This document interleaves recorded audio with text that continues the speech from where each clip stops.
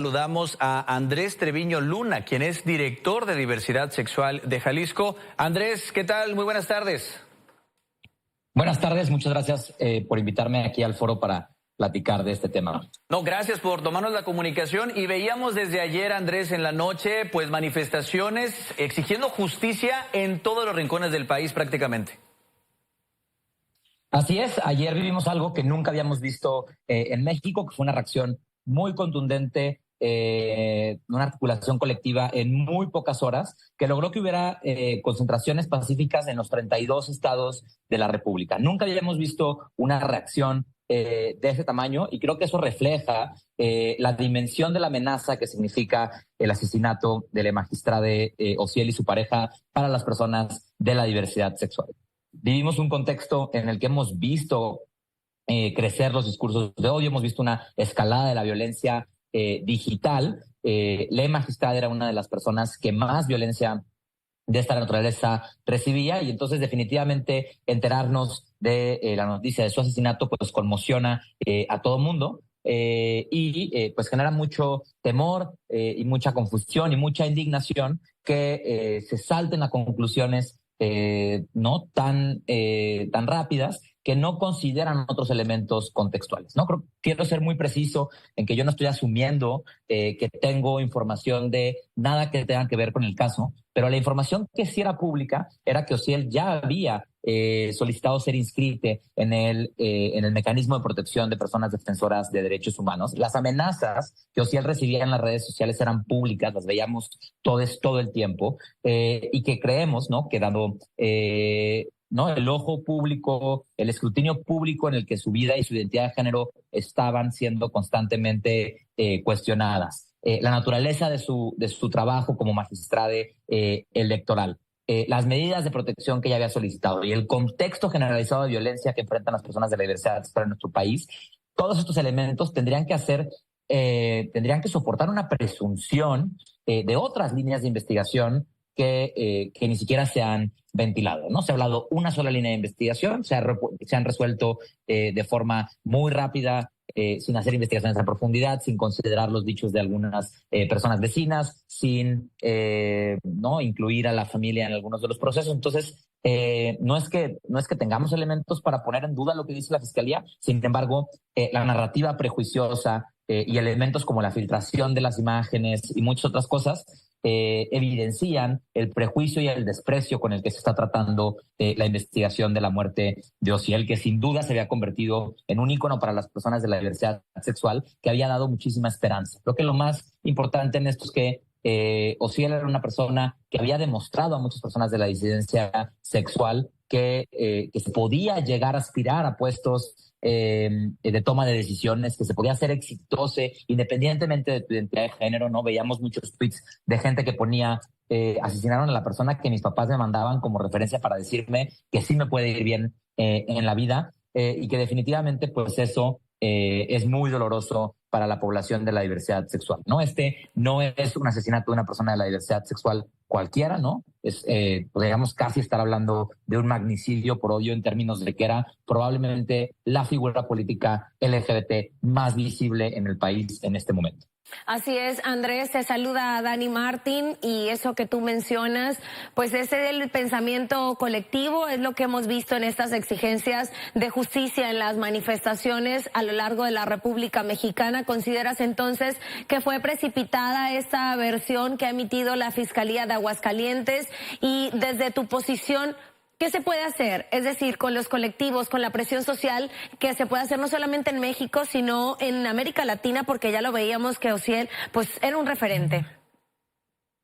Definitivamente creo que hay dos temas, ¿no? Por un lado, pues el seguimiento a la ruta que busque la justicia y la verdad. Eso es muy importante en un país donde la verdad es un derecho que se nos ha negado. Esperamos que la muerte de Osiel no quede sin verdad, como muchos otros sucesos que hemos vivido, pero fuera del seguimiento particular del caso de la muerte de Osiel y su pareja, creo que es momento de poner sobre la mesa una reflexión nacional sobre los discursos de odio. Osiel era una de las principales voces en contra de los discursos de odio, por ser también principalmente una de las víctimas más contundentes de estas violencias, y creo que hoy es innegable para todos que estos discursos de odio que están en las redes sociales no se quedan en las redes sociales. No podemos seguir siendo un país que le permite a un aspirante a la presidencia subir un video disparando un rifle, amenazando con fusilar a las personas de la diversidad sexual. No podemos ser un país que ve como uno de los empresarios más importantes del país prolifera discursos de odio desde sus plataformas en redes sociales, senadoras que también lo hacen, sin ninguna consecuencia y que eso sin que tenga eso una correlación con el contexto de violencia por odio que existe en el país.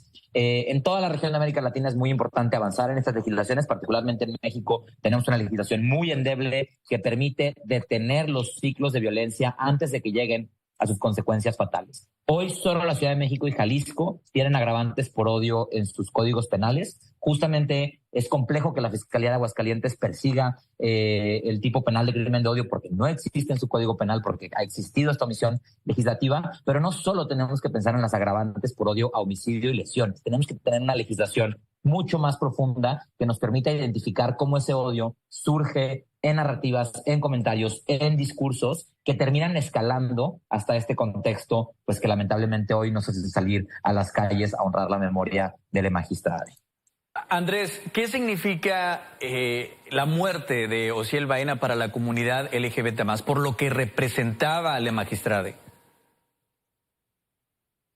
Sin duda creo que significa muchísimo, de entrada, muchísimo miedo, ¿no? Hemos avanzado mucho en materia de derechos humanos en el país. Somos uno de los países que en los últimos años ha avanzado más en el reconocimiento de nuestros derechos, pero al mismo tiempo habitamos la contradicción de ser uno de los países en los que más actos de violencia se cometen contra las personas de la diversidad sexual. De repente existía la idea de que a mayor visibilidad, mayor protección y de que a perfiles públicos que estamos en la función pública siendo abiertamente LGBT, que hoy somos muy pocos, pues que de alguna forma tener estos privilegios de acceder a estos puestos que se nos había negado nos brindaba alguna especie de protección. Hoy que asesinen a Osiel, una persona sumamente visible, sumamente querida, un referente para toda la población de la diversidad sexual, pues es un mensaje muy contundente de que nuestros derechos siguen en disputa, nuestros derechos fundamentales como la vida siguen en disputa y sin duda marca un precedente que cambiará por completo la forma en la que hacemos defensa de derechos LGBT en el país.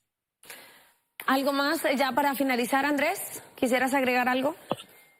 Sí, pues es muy importante mencionar que sin duda hoy estamos conmocionadas, hoy nos organizamos y salimos a las calles, pero la lucha por la justicia, la memoria y la no repetición a partir del caso de Osiel va a tomar muchísimo tiempo. Necesitamos que las personas que están interesadas en alzar la voz por justicia se mantengan firmes a lo largo de las próximas semanas. Se ha articulado un sitio web que se llama justiciaparosiel.com. Es el resultado de un esfuerzo colectivo de muchísimas organizaciones, activistas y liderazgos LGBT de todo el país, que desde ayer estamos en interlocución constante y muy probablemente a partir de este sitio web vamos a estar generando otras estrategias que permitan acompañar a la familia, que permitan un acompañamiento jurídico que trascienda en la cancha en la que está el día de hoy. Entonces, pues invitar a todas las que nos están viendo que sigan justiciaparosiel.com y que apoyen las acciones jurídicas, sociales y políticas que se estarán llevando a partir de este momento. Muy importante esto. Andrés Treviño, director de Diversidad Sexual de Jalisco, te agradecemos mucho esta comunicación, este análisis, esta plática